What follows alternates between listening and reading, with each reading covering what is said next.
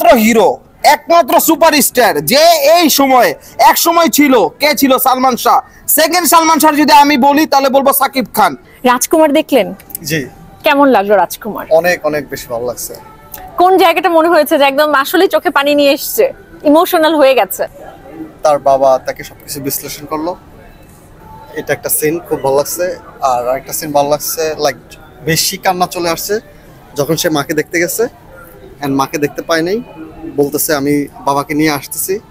তখনই যখন সে লাইক তাকে শুট করা হয়েছে তখনই অনেক খারাপ লাগছে আর কি। আমার কাছে সবচেয়ে বেশি খারাপ লাগছে। সবচেয়ে বেশি খারাপ।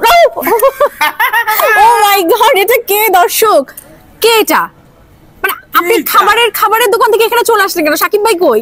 আরে সাকিব ভাই কই থাকবো মানে কি? সাকিব ভাই তো না খেয়া মানুষের বিল দিয়ে নিজে কই আছে এটাই খুঁজতাছি। পথে হয়ে গেছে, পথে হয়ে গেছে।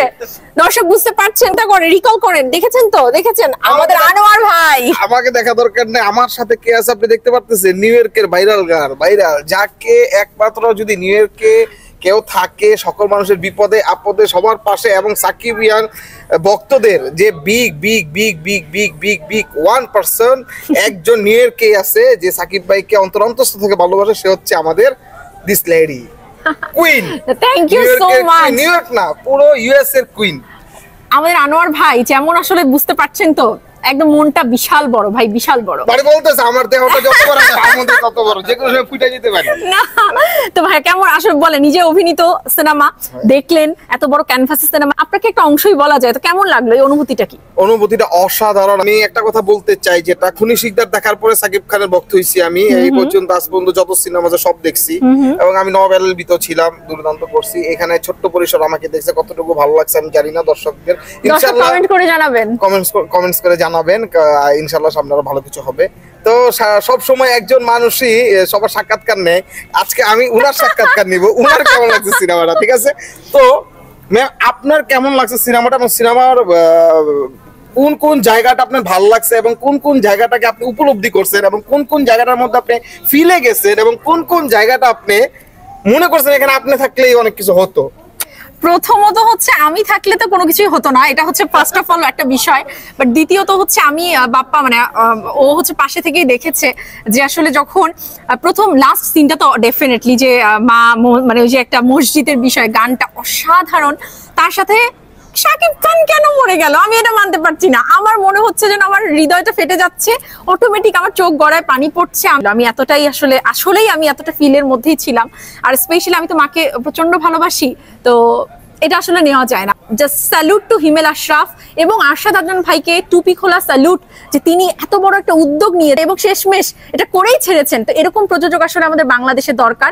তার আরো উচিত আরো বেশি বেশি করে শাকিব খানকে নিয়েই মুভি করা। অবশ্যই। এবং আপনি যদি ডিজে সোহেলকে পাইতেন, ঠিক আছে, কি করতেন? ওরে তো আমি পুরো ভর্তা বানাইতাম। আমি জানি ডিজে সোহেল ভাই এখানে আছে, পুরো ভর্তা বানাইতে ইচ্ছা করতেছে। যখন মারলো আমি এই স্টুপিড কেন মারলো? মাই গড, মারে গেছে সোহেল ভাই, আপনি কি?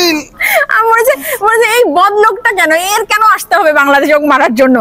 অসাধারণ অসাধারণ, যার কোনো তুলনা নাই, অতুলনীয় এতক্ষণ বক্তব্য দিল, কিন্তু প্রত্যেকটা কথা কিন্তু যুক্তিসঙ্গত।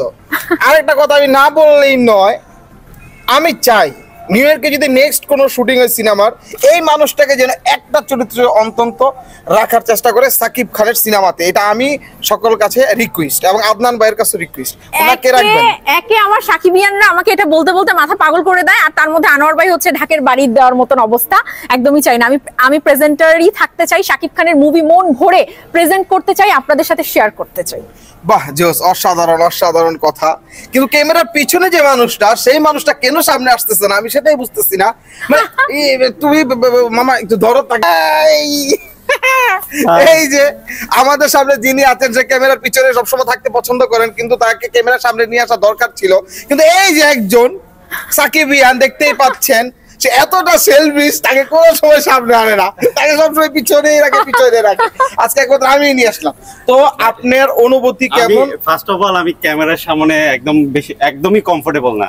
আমার কথা এখন মানে জড়ায়া যাবে, আমি আসলে কথা বলতেই পারি না ক্যামেরার সামনে। আপনি কথা সবার থেকে ভালো বলতে পারেন, এটা বিশ্বাস। আপনি সিনেমা সম্বন্ধে কয়েকটা কথা বলুন। এই যে দেখেন রাজি হয়ে গেছে। মুভি অসাধারণ, এটা শাকিব খানের one of the best movie ever I think. এবং আমি বলবো যারা যারা অভিনয় করছে সবার অভিনয় দুর্দান্ত দুর্দান্ত ছিল। মাকে মিস করছো মুভিটা দেখে? আমি মনে হচ্ছিল যে আমি কালকে টিকিট কেটে বাংলাদেশে যাই। আহ কি আমি ফিলিং! আসলে এইখানে আমি আসলে বাংলাদেশের যে ভিউটা দেখলাম, আমি মনে হচ্ছে যে কালকে আমি বাংলাদেশ চলে যাই। আমি আমার ফ্রেন্ডদের মিস করতেছি, একসাথে আড্ডা দিছি ওই ধান খেতে, আসলে আমি অনেক মিস করতেছি। আমিও মানে আমারও খারাপ লাগে। বস লাভ ইউ, আপনি বলেন। অবশ্যই শাকিব খান, আপনাকে অনেক ভালোবাসি। সাকিবিয়ান মানেই আপনি, আপনি মানেই সাকিবিয়ান। সবসময় মনে রাখবেন সাকিবিয়ানরা আপনার পাশে ছিল, আছে এবং থাকবে। কারণ বাংলাদেশে একমাত্র হিরো, একমাত্র সুপারস্টার যে এই সময় এক সময় ছিল, কে ছিল? সালমান শাহ। সেকেন্ড সালমান শাহ যদি আমি বলি তাহলে বলবো সাকিব খান। সাকিব খান এমন এমন উচ্চতায় চলে গেছে, সালমান শাহর যে উচ্চতা ছিল তার থেকে আরো বড় উচ্চতা চলে গেছে ইনশাআল্লাহ সকলের কাছে। এক জেনারেশন ছিল সালমান শাহর ভক্ত, আমাদের জেনারেশন, আমাদের পরের জেনারেশন থাকবে সাকিব খানের ভক্ত। Love you boss. Thank you so much. আসলে আপনাকে হুট করে পেয়ে যাবো একদমই পুরো অল অফ আ সাডেন, আমার জানা ছিল না হুট করে মিট হয়ে যাবে। সিনেমা দেখছেন না দেখেন নাই? না, আমরা দেখতে আসছি। আমরা ভাবি সামনে আসেন, please। 10:40 আমরা খুলছি।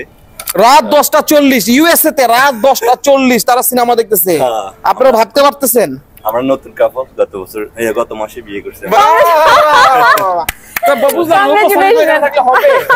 আপনি ওদের ইন্টারভিউ না, আমার নতুন উপস্থাপক, আমার পেজে নতুন উপস্থাপক ভাই।